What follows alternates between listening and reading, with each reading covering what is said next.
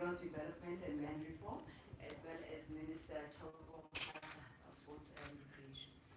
Without wasting any time, I'd like to invite the President to please deliver the statement. Thank you, Mr. Badiko. Take it, it's still in the morning, it's not a midnight special. Thank you all for coming, ministers, senior government officials, particularly all of you, members of the media, and ladies and gentlemen, fellow South Africans. When we delivered the State of the Nation address, we announced a range of measures that we would initiate to set our country on a new path of growth, employment, and transformation.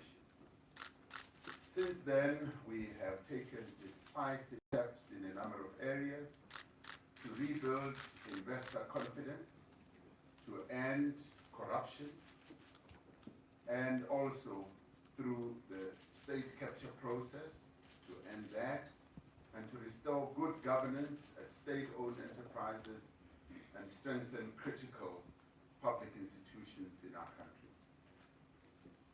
Yet, as much as we have done this, it is evident from the contraction of the economy that indicated in the first two quarters that our economic challenges are huge and our difficulties are severe, and in the end will take extraordinary effort, and they will also take some time to overcome.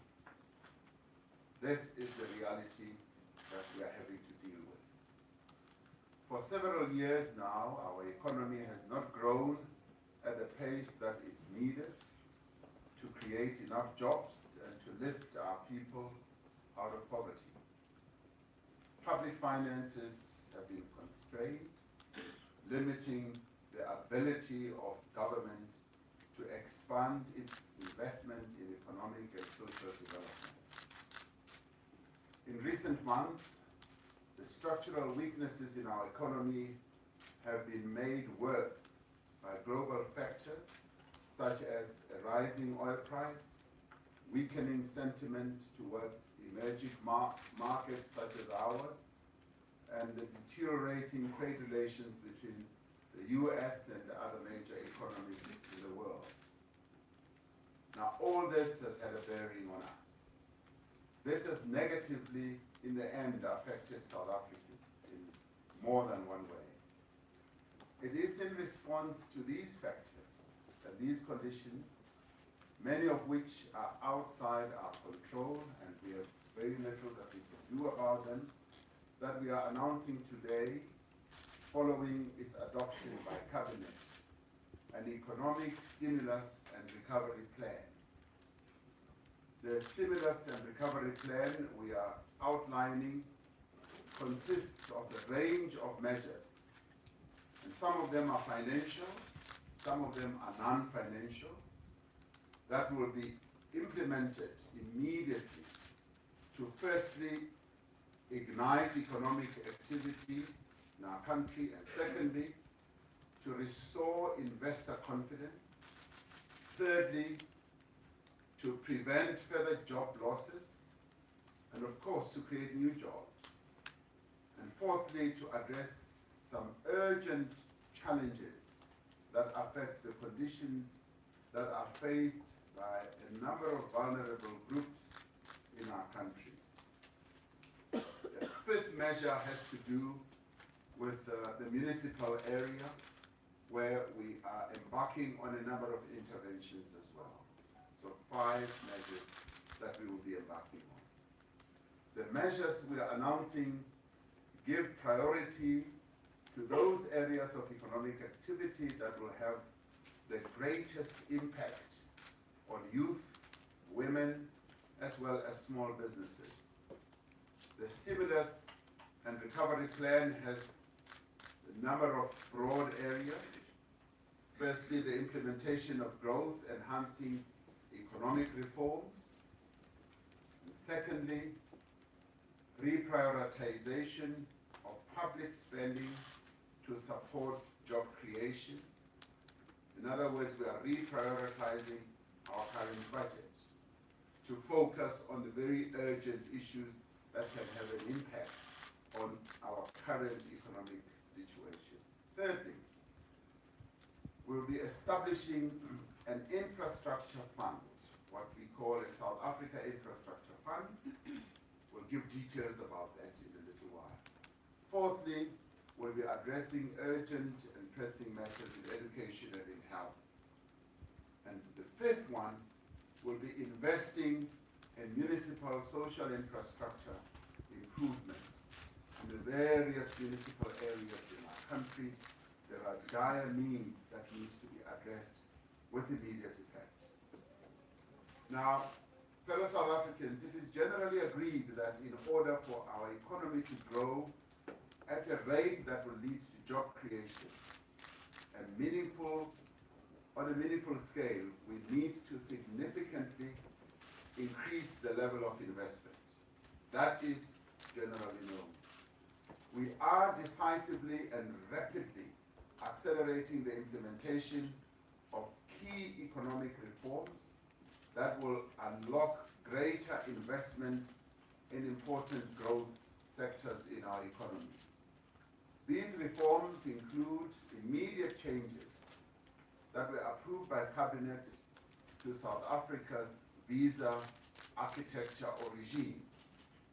Within the next few months, amendments will be made to the regulations on the travel of minors, the list of countries requiring visas to enter South Africa will also be reviewed, and an e-visa pilot will be implemented, and the visa requirements for highly skilled foreigners will also be revised.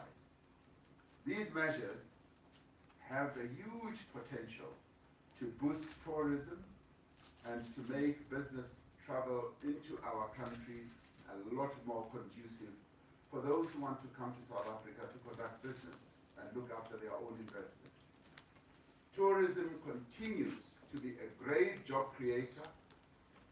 Through these measures, we are confident that many more tourists will visit South Africa, and South Africa opens its arms to welcome the millions of tourists who will be streaming our way following this architectural reconstruction. It is imperative that South Africa restores investment and exploration levels in the mining sector, as mining and mineral beneficiation activities have significant potential to drive long-term growth, to enhance exports, and also to increase job creation. Following extensive consultation that involved industry players, that involved communities, that involved labor and the government in its various structures, Cabinet approved the revised mining charter. This will revitalize the mining industry and provide certainty to investors while charting a sustainable path towards a transformed and inclusive mining industry that will lead to the growth of our economy. Parliament will also be requested in terms of its rules not to proceed with the Minerals and Petroleum Resources Development Act, the MPRDA, which has contributed to a lot of uncertainty in the sector. Separate legislation for the regulation of the oil and gas industry will be drafted through the government's legislative process, and good proposals will be brought forward once again. Now, to reduce the cost of doing business and to boost exports and to make South Africa industry more competitive, government has begun a review of various administrative prices, starting with electricity, ports, and rail tariffs. These have been raised as matters of great concern by a number of players. We are now beginning the process of looking at all these. the next few weeks, government will initiate the process for the allocation of high-demand radio spectrum to enable licensing. This will unlock significant value in the telecommunications sector. It will also increase competition, promote investment, and reduce data costs. Lower data costs will also provide relief for poor households, for students, and increase the overall competitiveness of the South African economy. Other measures that we will implement include expanding procurement from small businesses and cooperatives, as well as using trade measures. Obviously, these will be done within the WTO rules to protect poultry and other sensitive sectors. And we will also have a vigorous crackdown on illegal imports that keep streaming into our country.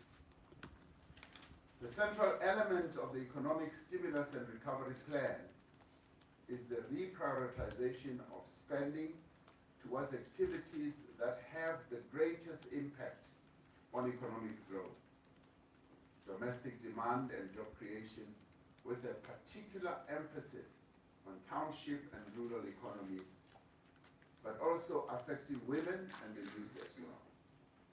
Our government has limited fiscal space to increase spending or borrowing. And it is imperative that we make sure that the resources that we do have are used to the greatest effect. One of the biggest challenges we have is that we do not have fiscal space to be able to continue pouring a lot of money into the economy, but also to go and borrow in a big way. So we have had to resort to reprioritizing our budget, our spending, and we are outlining here, as part of this stimulus and recovery plan, what we will be able to do within the current fiscal framework and in line with normal budgetary processes. Now, reprioritized funding will be directed towards investments in agriculture and economic activity in townships and rural areas. Agriculture has massive potential for job creation in the immediate as well as in the long term. This has been proven over and over again, and the NDP said that we could create 1 million jobs by 2030 just in agriculture alone. So we're focusing our attention on agriculture. The interventions we've identified will include a package of support measures for black commercial farmers so as to increase their entry into food value chains through access to infrastructure like abattoirs and feedlots. Blended finance will be mobilized from the Land Bank, from the Industrial Development Corporation, and commercial banks as well, to give full effect to this. The Land Bank is currently conducting and concluding transactions that will create employment opportunities in the agricultural sector over the next 3 to 5 years.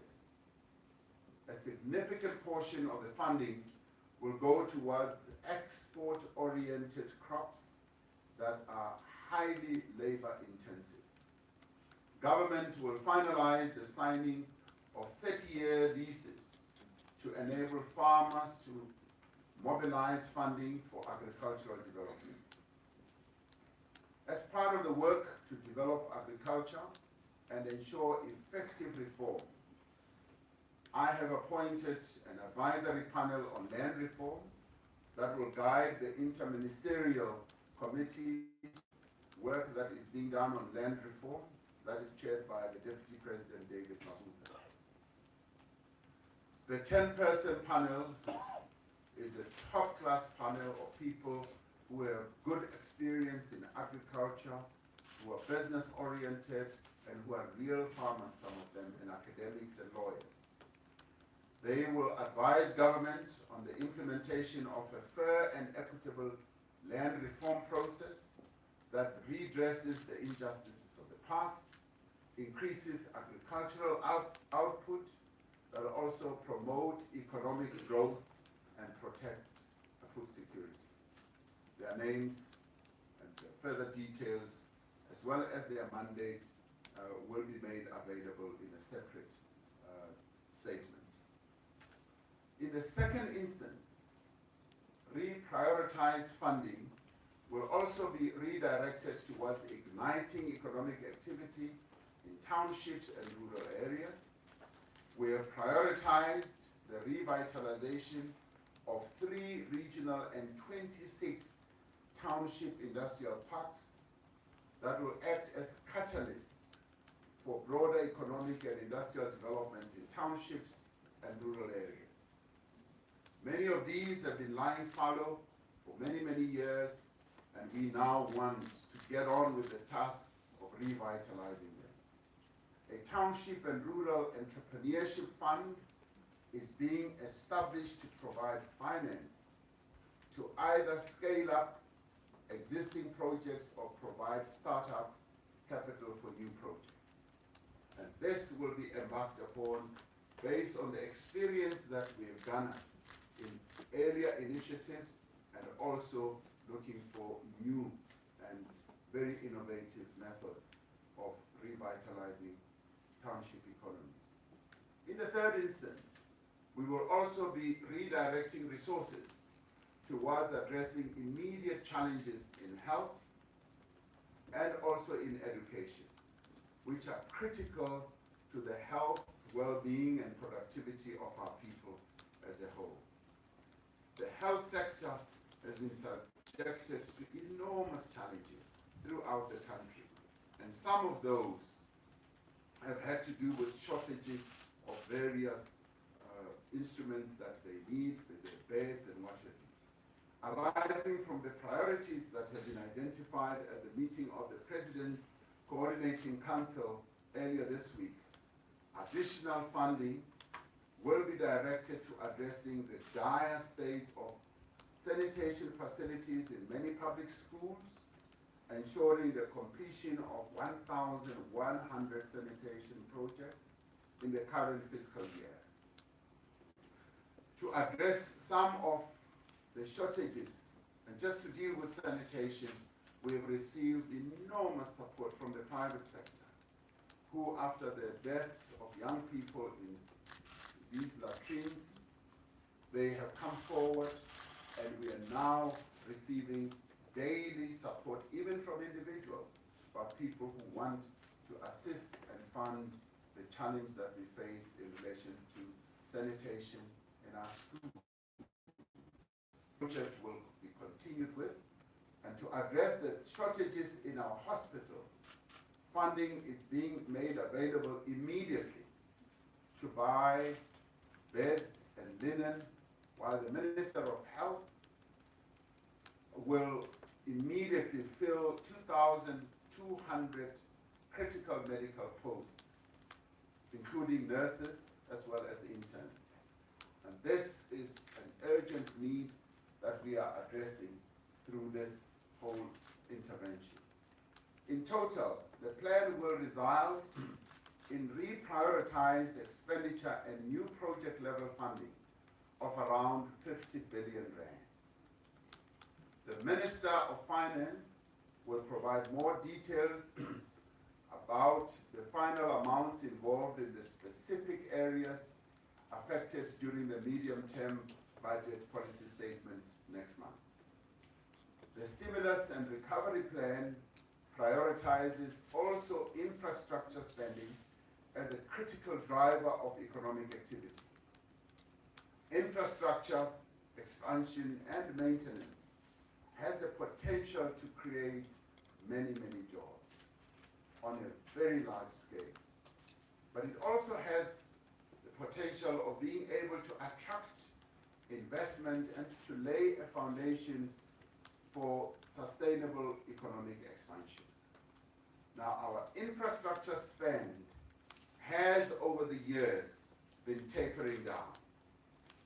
And the tapering down of infrastructure means less and less economic activity. And it is for this reason that we're now focusing in a very bold way on infrastructure, with a view to unlocking the potential to create new jobs.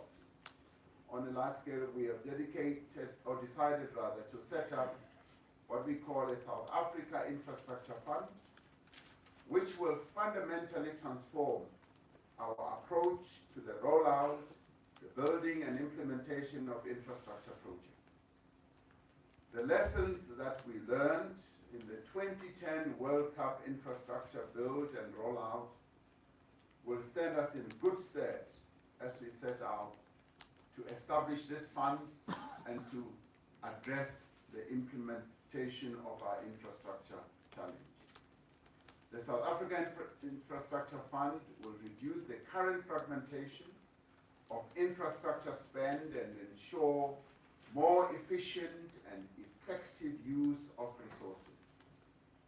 Our infrastructure play is scattered throughout the country, and at times we tend to work in silos.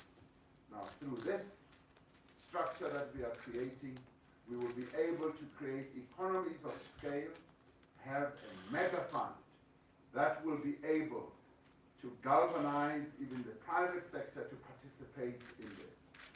The private sector has been invited to enter into meaningful partnerships with us, and we've spoken to a number of them in banks and pension funds, insurance companies. They are hugely excited about this. The contribution from the fiscus towards the infrastructure fund over the medium-term expenditure framework period would be in excess of 400 billion rand, which we will use to leverage additional resources from developmental finance institutions, multilateral development banks, and private lenders, as well as the private sector and ordinary investors. We will utilize this to have a blended finance type of character, and we will get really smart and outstanding people to come and help us run this fund. To ensure that these funds are used effectively and that the projects are completed on time and on budget, we are establishing a dedicated infrastructure executive team in the presidency that has extensive project management and engineering expertise to assist with the project design and oversee implementation. The team will definitely identify and quantify shovel-ready public sector projects such as roads, dams, and engage the private sector to manage delivery. The role of the PICC, the Presidential Infrastructure Coordinating Council, will be strengthened to ensure improved coordination across the three spheres. As part of the reprioritization of spending, additional infrastructure funding will be directed towards provincial and national roads, human settlements, water infrastructure, schools, student accommodation, and public transport. In support of the stimulus efforts, the IDC will be targeting to increase its approvals to 20 billion over 12 months, an increase of some 20% on the previous year. This funding will target the productive sectors of the economy, including manufacturing, mining, industrial infrastructure, and sectors that are currently under distress. We also need short-term municipal investments to address the challenges that our people face. Now, we often see many protests around the country with service delivery challenges and with shortage of funding for a number of those. We have identified 50 priority pilot municipalities in order to unlock infrastructure spending in the short term. And these 57 municipalities span across the 9 provinces of our country, and details will be outlined by the Minister of COP. This spending will cover, amongst other things, sewage, purification and reticulation, which has been a huge challenge in a number of municipalities, refuse sites, electricity reticulation, and water reservoirs. Cutting across all these measures are a series of interventions to ensure that growth is labor intensive and that young people in particular are drawn into the labor market in large numbers. Some of these measures include the extension of the employment tax for incentive for a further 10 years with a view to ensuring that it works more effectively and reaches out to many more young people. Greater support will also be given for public employment programs. Additional support will also be given to clothing and textile sector and the use of funds from the Unemployment Insurance Fund to support labor activation programs. Igniting economic activity does require partnership and collaboration. It cannot be done by one partner or one social partner alone or by government only.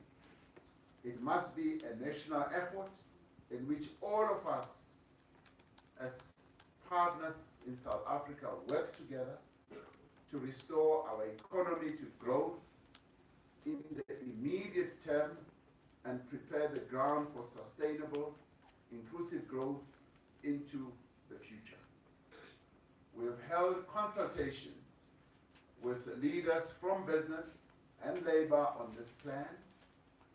We are encouraged by the support they have pledged for the measures outlined, and many have undertaken to provide resources and expertise to ensure that we succeed in what we are doing. We continue to draw on the guidance and the support of bodies such as the National Planning Commission, which will soon release its own guidance on focal areas to stimulate the economy, and government will continue its work with formations like the CEO initiatives that is composed of the CEOs of businesses, including labor leaders. We are certain that the measures we are outlining here will have an impact and will complement the deliberations also that we are going to have at the Job Summit. The preparation for the Job Summit is underway, and the social partners are looking at a number of proposals on how we can create further jobs in our economy. We are certain that these interventions will help to put the economy on a far firmer footing as current investors and potential investors will convene in Johannesburg for the investment conference at the end of October. And as South Africans, we have confronted challenges that are far greater than the challenge that we are confronting today. And by working together, we managed to end a seemingly intractable conflict and set out to reform and transform our country and to put it on a path of peaceful transition to the democracy that we enjoy today. Now, we have it within us to come together once more and forge a new path of growth, a new path of jobs, and also a new trajectory of transformation. We are confident that the elements of the economic stimulus and recovery plan that we have outlined will play a decisive role in reversing the recent contraction of the South African economy. We are having to deal with what we have in hand. And with the constraints that our economy has, we've had to come up with ideas that can inject more life into our economy. And we believe that if we all pull together, we will be able to move our country in the direction of creating more jobs. Together, we are taking bold and concrete measures to ensure a clear and sustained improvement in the life of all South Africans. As any government will know, government has to come up with an initiative. It has to come up with plans to lead, but as it does so, it moves along with a number of other social partners. And in this regard, we are glad that we have social partners that we work with in this country, in this economy, who will be able, together with us, move this economy forward.